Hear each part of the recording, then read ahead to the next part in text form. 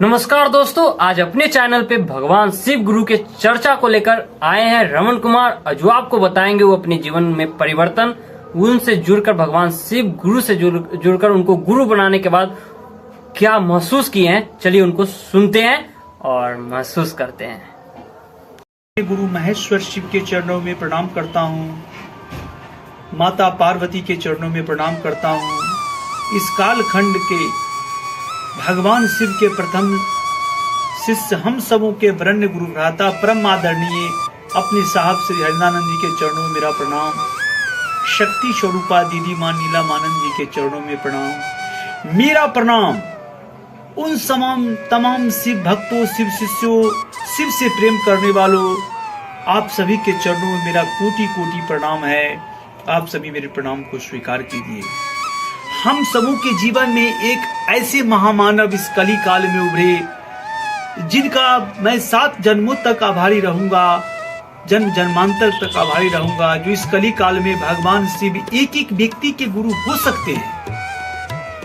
अभी तक वेद पुराण शास्त्रों में यह बात लिखी हुई थी और उसको जग जाहिर हमारे अपने साहब हरिनानंद जी ने किया और उन्होंने कहे, उनका कहना है कि हर एक व्यक्ति चाहे किसी भी जाति धर्म संप्रदाय के हों, उनको अधिकार है कि भगवान शिव उनके गुरु हो सकते हैं।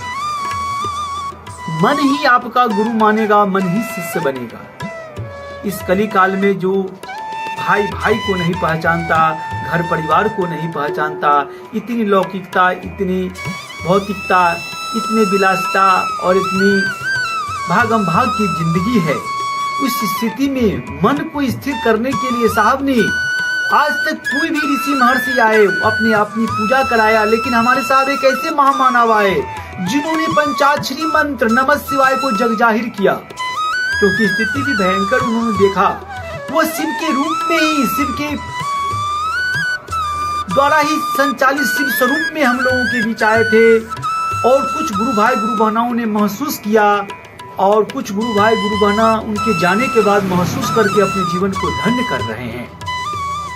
तो हमारे साहब ने कहा कि शिव जगत गुरु है, शिव मेरे गुरु है, शिव तुम्हारे भी गुरु हो सकते हैं। इसके लिए साहब ने हमारा मन मान ले कि जो भगवान जिनके रुद्राभिषेक करने से, महामृत्युंजय करने से मौत के मुंह में गया हुआ इंसान निकल जाता है, वह भगवान मांगने से ज्ञान देता है। वह जगत गुरु है।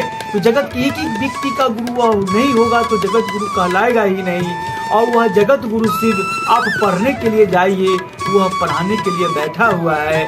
पिता की वह गुरु का अर्थ हमारे साहब ने कहा, गुरु का अर्थ गार्जियन होता है, गुरु का अर्थ अंधेरी से उजाला में लाने वाला होता है, गुरु का अर्थ पिता भी होता है। कोई भी पिता अपने पुत्र को, कोई भी गुरु अपने शिष्य को अपने जैसा देखना चाहता है। तो बताइए शिव, जिस शिव के बारे में वेद पुराण भी सक्षम नहीं है कहने में, और उन्होंने एक साधारण तुच्छ मानव को कहा कि वह तुम्हारे भी गुरु हो सकते हैं, इसके लिए हमारा मन मान ले। इसलिए उन्होंने 3 विधा अपनाया। 3 विधा उन्होंने अपने वर्षों के तपस्या के फलस्वरूप 3 विधा प्राप्त किया।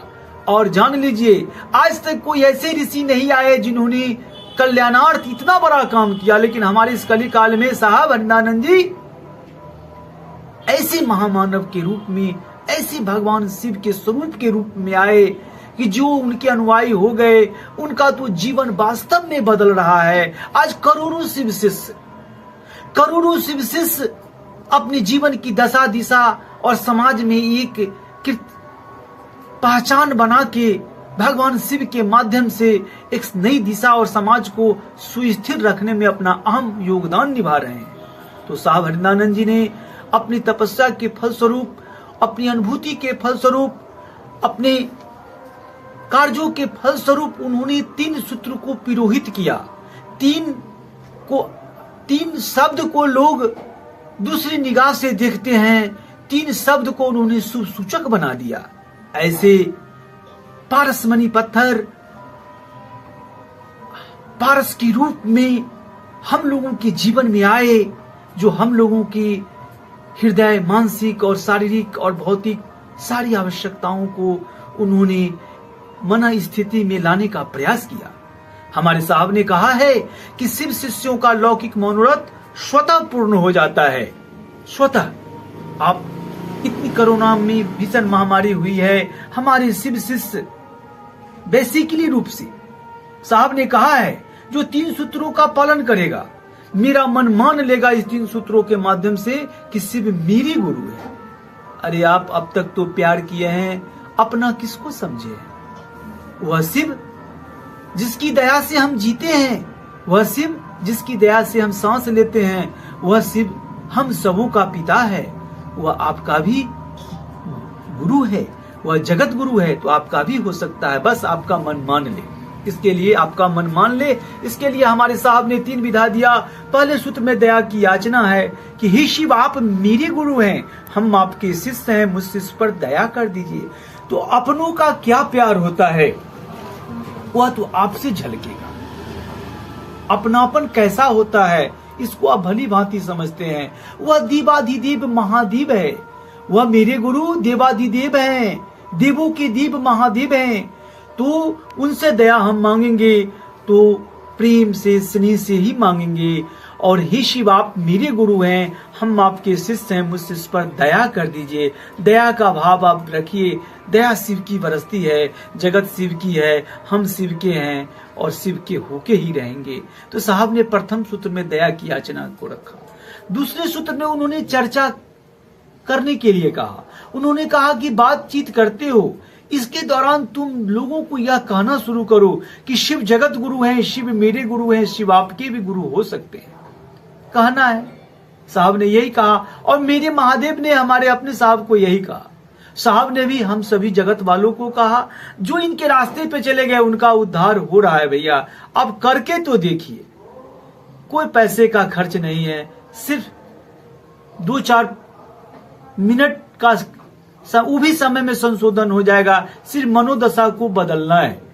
और तीसरे सूत्र में नमः शिवाय दिए, जो 100 इतने बड़े सत्ता शिव जिनके बारे में सारी दुनिया जानता है कि घर घर का बाबा भोले बाबा, वह शिव मेरे गुरु हैं। तो इतनी बड़ी सत्ता को नमः शिवाय पंचाक्षरी मंत्र से साहब ने प्रणाम करने के लिए कहा 108 बार।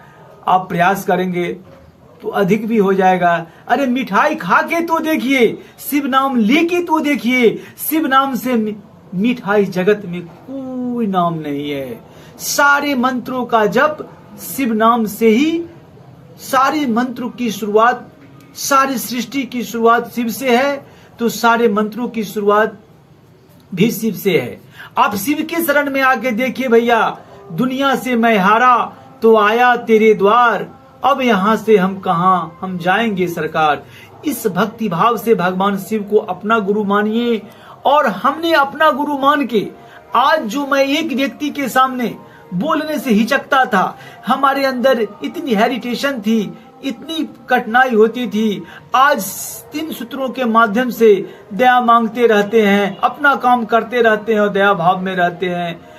चर्चा करना है, जहां लोगों से बातचीत करते हैं वहां तो कह देना है कि शिव जगत गुरु है, शिव मेरे अपने गुरु हैं, शिव आपके भी हो सकते हैं। लेकिन ध्यान रहे, हम शिव गुरु के बारे में कहने जा रहे हैं तो हम में हमारे शिव झलकने चाहिए। उनको लगे कि वास्तव में ये शिव का आदमी है, शिव शिष्य है, शिव से प्रेम करने वाला है, शिव भक्त है।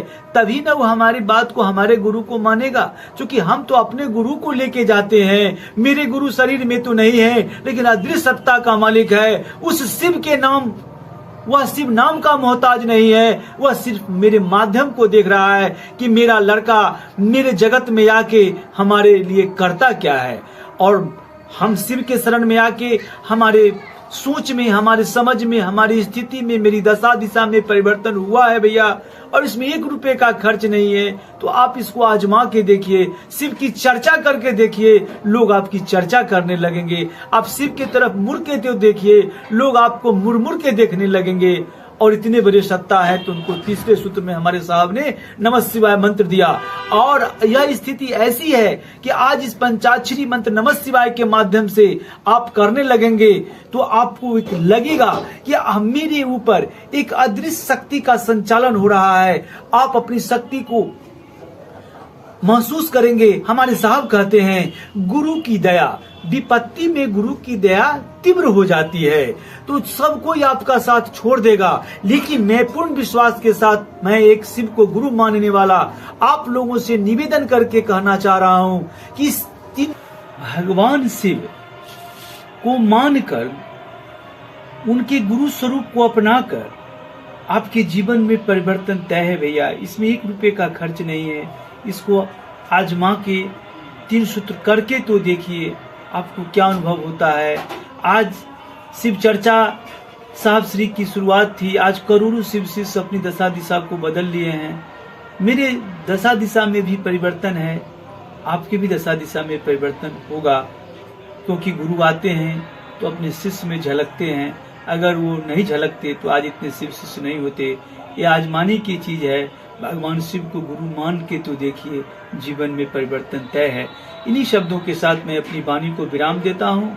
आप सभी भगवान शिव को के भक्त, शिव के शिष्य और शिव से प्रेम करने वाले आप सभी के चरणों में मेरा प्रणाम। आप सभी मेरे प्रणाम को स्वीकार करें।